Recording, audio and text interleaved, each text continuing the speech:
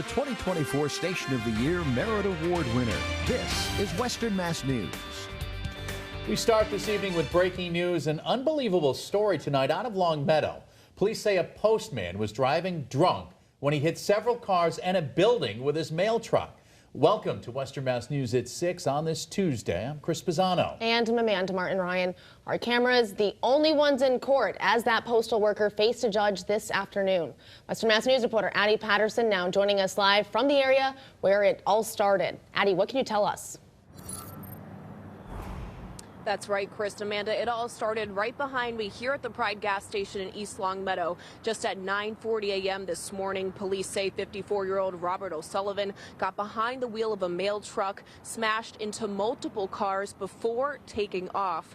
But the story doesn't stop there. Officials say they started receiving 911 calls early this morning, reporting that a crash involving a United States Postal Service mail truck and a person near the gas pumps happened here at the Pride gas station at the center rotary here in East Longmeadow. Callers reporting that the driver of the mail truck left the scene of the crash and headed north on Elm Street, and that the injured pedestrian was still by one of the gas pumps. First responders quickly arrived on scene and began administering first aid to the pedestrian, who had serious injuries. Eyewitnesses telling police that the mail truck also hit multiple other vehicles and almost hit the witnesses and the employees there as well as they were fleeing the scene.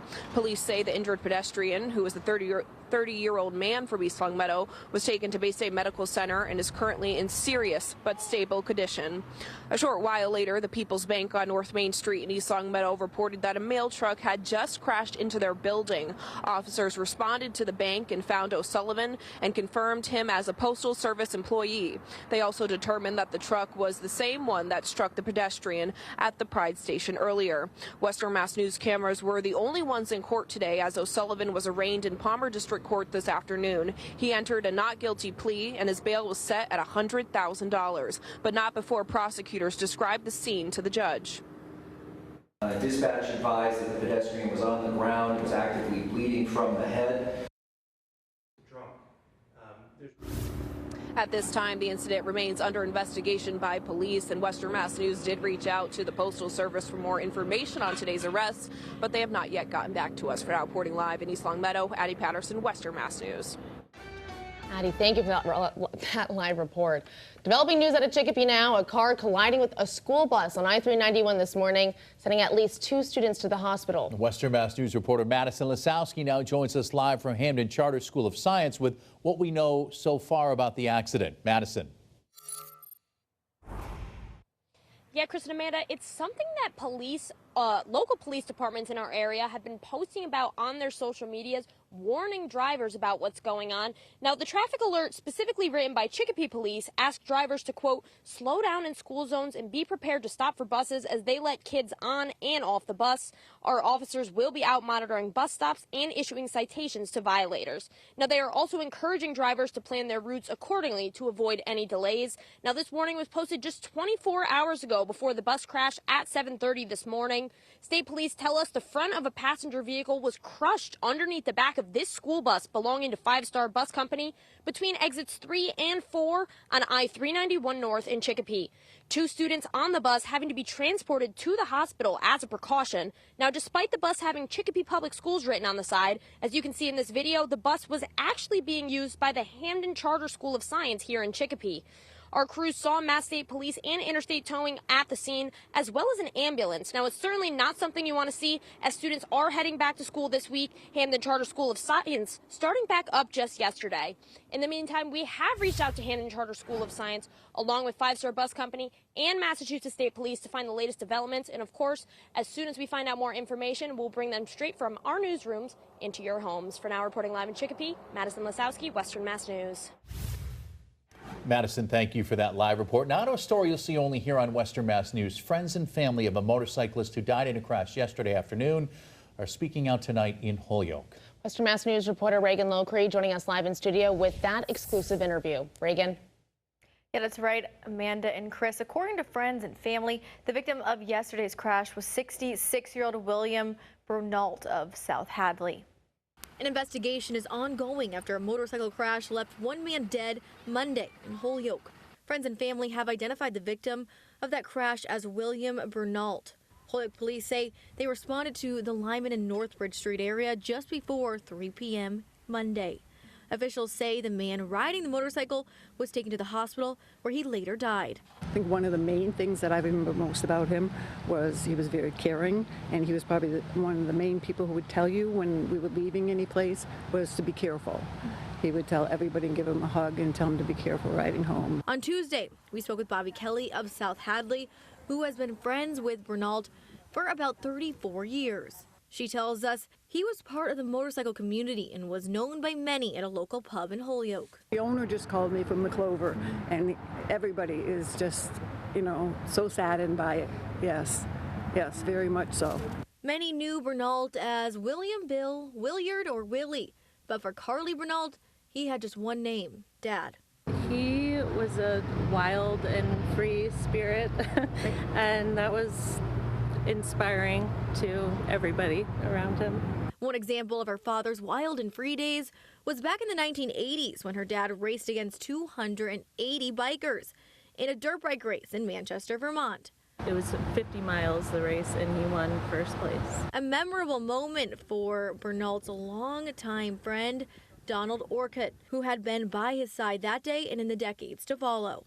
All I want to tell you is that he's been a friend of mine since high school, and he would give you the shirt off his back if you needed it. Yeah.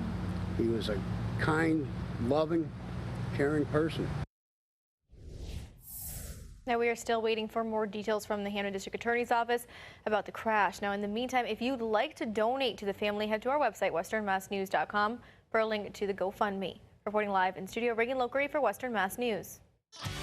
All right, Reagan, thank you for that live report. Another beautiful August day out there, just in time for a lot of the kids here in the Pioneer Valley to be heading back inside to the classroom. That's right. Summer vacation's over. At least they're 2 for 5 for this first week of school. So far. Yeah, for more details and to see if they're going to be 5 for 5 weather-wise, let's go now to our first alert meteorologist, Dan Brown, for those details. I think overall, yes, we can't rule out a stray shower tomorrow afternoon, but in terms of it being comfortable, we're locked in with some really comfortable conditions. Wasn't it delightful today? Temperatures topped off in the middle and upper 70s. We're sitting at 74 now in Springfield. We have a little more blue sky than we did over the last couple of hours as well. Just a few clouds mixed in. A couple of hours we went mostly cloudy, but now skies are having a tendency to clear on out. Not completely, but we're seeing a little more sun here before sundown. Of course, sundown now earlier. It's at 7:33. We're in the 60s across the hill towns. Light jackets will be needed as we go into the evening and overnight, with dew points between about 45 and about 50. That's overnight lows tonight, down between 45 and 50 degrees, with again just a few passing clouds, a little bit of a breeze that'll have a tendency to continue to diminish as we get deeper into the evening. We had a lot of clouds for a little while, but the clouds for the most part now are breaking up. We're seeing a little more sun, and that will lead to more clear skies tonight. Comfortable stuff, ACs and fans off really until further notice, because tomorrow we're going to be back into the 70s for highs as well. And tonight we're going to be sliding pretty evenly here over the next few hours. By 10 o'clock, lower 60s. By the wee hours of the morning, upper 50s. And by tomorrow morning, upper 40s and lower 50s. We can't rule out maybe just a stray shower over the next hour or two across Berkshire County, but even that looks very slim. A little better chance tomorrow afternoon that we could have a shower or two around. But we'll start with a blend of sun and clouds, cool feel, comfortable. Mid-70s will do it tomorrow. I'd say between about 2 and 6 o'clock in the afternoon, we can't rule out a very spotty, very isolated shower. Not a big deal here. Wouldn't cancel any outdoor plans or anything like that. As we head into the evening, it'll be a little cooler, just like tonight. Temperatures will be down in the lower 60s and back into the 40s for tomorrow night as we go into Thursday. Of course, we'll have the forecast for the rest of the week and weekend.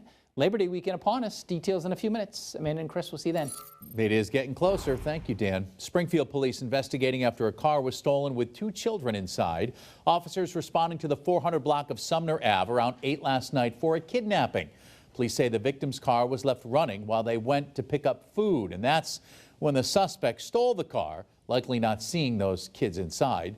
The suspect then parked on Kenwood Terrace and ran off with the kids left unharmed.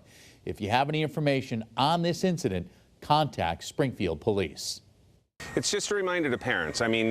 These aren't little kids, but one, please don't leave your car running. It only takes a few seconds for that car to be stolen. We usually see more of that in the winter. Someone has the heat on, they run in for a coffee somewhere and the car is gone.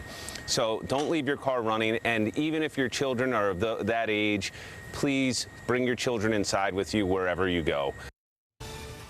Still to come on Western Mass News, students across the state evacuating the classroom and cutting short their first day of school. We'll explain why after the break. Plus, a Springfield burger restaurant closing its doors for good. When your last chance to dine in will be straight ahead.